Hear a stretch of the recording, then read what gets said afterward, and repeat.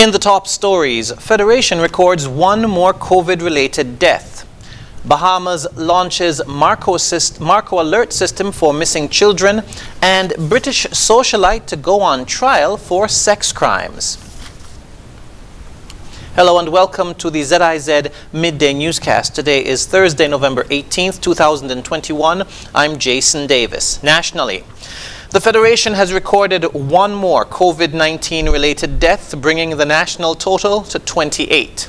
The Ministry of Health made the announcement in the COVID-19 situation report for Wednesday, 17th November. According to the report, 4 more confirmed positive cases were recorded in the preceding 24 hours. That brings the total number of active cases to 52. There have also been 2,760 positive cases recorded so far, with 2,680 recoveries.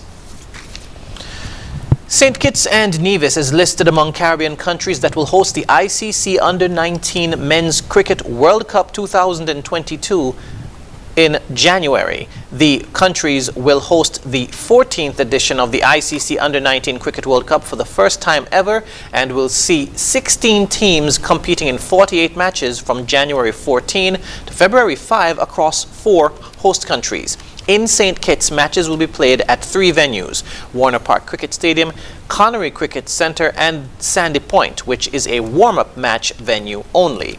The first set of matches to be played in St. Kitts will be played from January 15 to 21, and the final match in the Federation will be on January 22 between Bangladesh and the UAE at Warner Park Cricket Stadium. The semi-finals and the finals will be played in Antigua and Barbuda from February 1 to 5. The other host countries are Guyana and Trinidad and Tobago.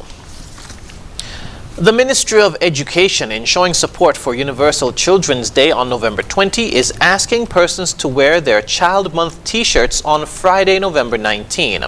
The United Nations Universal Children's Day, which was established in 1954, is celebrated on November 20 each year to promote international togetherness, children's welfare, and awareness among children worldwide. The theme this year is "Investing in our future means investing in our children." If persons are without a t-shirt, t-shirts are available in all sizes for a cost of $10 at the Early Childhood Development Unit on Victoria Road, with proceeds going towards the ECDU. We now move to news on the regional scene. The Bahamian government has finalized the kinks in its native Amber Alert system, dubbed the Marco Alert, and will officially launch it at the end of this month. The system comes 10 years after Marco Archer went missing and was later found murdered. He was 11 years old. Theo Seeley of Eyewitness News has more. It's been years in the making, and successive governments have failed to effectively roll it out. Marco's Alert successfully passed its final test at Alive headquarters today before its official launch later this month.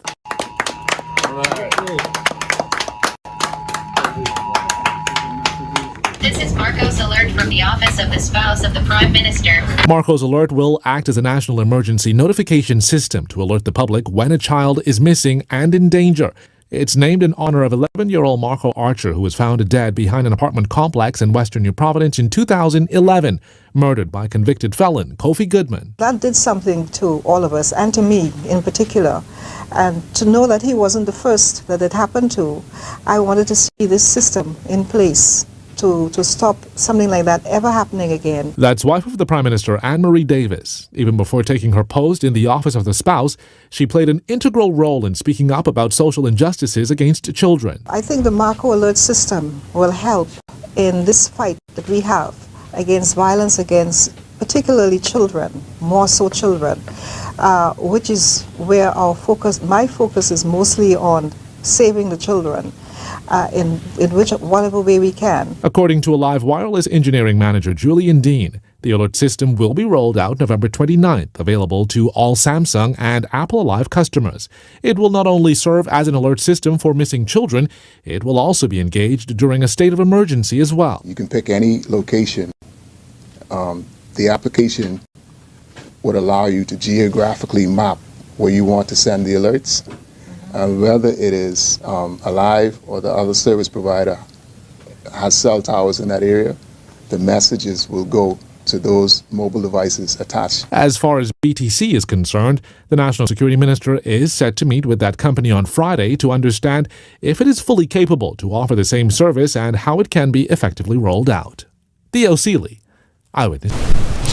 In Jamaica, COVID-19 cases at hospitals in the western region continue on a downward trend, easing the pressure on health staff and gradually pushing the environment back to normal. That's according to the clinical coordinator for the Western Regional Health Authority. Only single-digit cases have been confirmed in the 4 western parishes recently. Aladdin Love for CVM Live reports. A continued decline in COVID-19 hospitalizations in the western region has eased months of immense pressure, boosting staff morale. The update from Clinical Coordinator for the Western Regional Health Authority, Dr. Delroy Free. Let's start at Corn Regional Hospital. Our count today of positive patients was 16, and Savlamar was under 10, Noel Holmes was under 10, and in Falmouth they were under 10 as well. Now, if you compare this to probably 2 months ago, you'll realize that that's a great difference. With these numbers, the staffing is able to manage. Although, I should tell you, having 16 positive patients still takes a lot of us, but it's much better than having, over 100. On Monday, Westmoreland, Trelawney and St. James each recorded 2 cases of the virus, while Hanover did not record a case. These from a total of 645 tests done. For the past week, the parishes have been recording single digits.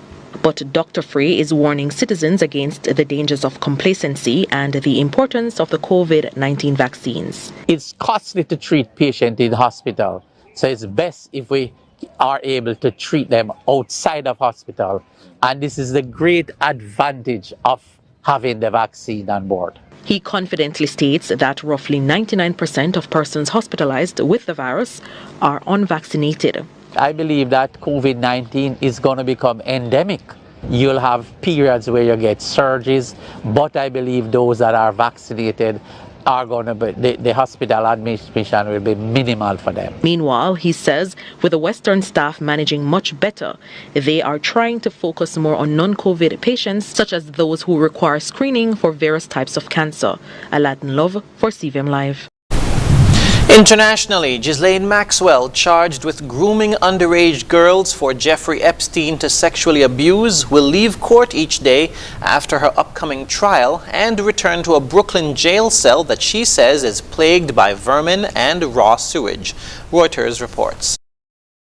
When Ghislaine Maxwell leaves Manhattan federal court at the end of each day of her upcoming sex abuse trial, the British socialite will return to a Brooklyn jail cell she says is plagued by vermin and the scent of raw sewage.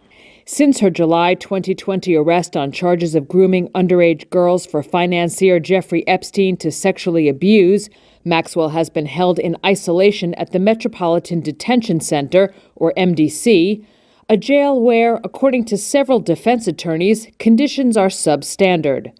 Maxwell has said raw sewage seeped into her cell, that she was given moldy food and deprived of water, and that guards shine flashlights at her at night, court filings show.